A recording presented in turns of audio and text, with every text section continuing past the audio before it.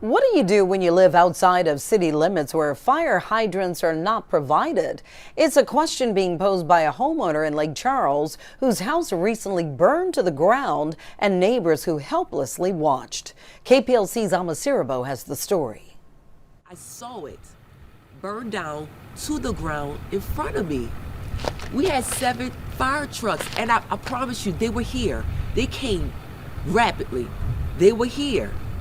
7 fire trucks, and I have no house. Another home burned in the Silver Lane community of Lake Charles. In both instances, no fire hydrants readily available as a resource. Neighbor James Stewart Jr. was a witness to both. 4 years ago, I watched another neighbor's house burn, and the truck showed up, and they used what water they had on their trucks, and then they sat there with the homeowner and watched his house burn until more trucks could show up. Yeah, I witnessed that too, 4 in the morning. Homeowner Herbert Riggs says he was putting his kids to bed when he noticed smoke in an area of the home, and when he opened the door, flames were up in the air. The apparent cause was an electric spark. Immediately I tried to put it out at first, but it was too much for me to handle, so I notified my family to call 911 and got them out of the house. But when they got here, they could not immediately start fighting this fire. They had to start fighting the fire that had started on my neighbor's house to the south.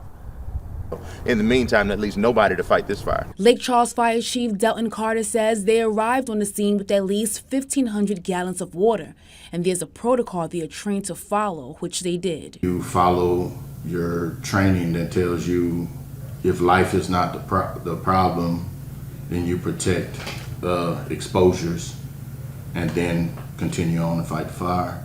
Protect your exposures, meaning protect the surrounding homes from burning as well. And now the community is looking for answers before someone else's family becomes a victim in the District 7 community. Like it's for, first of all, for this issue to get put back on the police jury meetings agenda and have some conversations about it and maybe get a plan proposed again to get this done.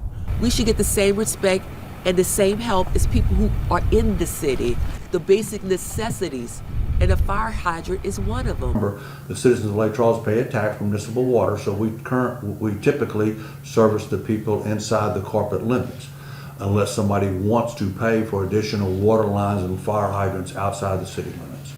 Amasirabo, 7 News.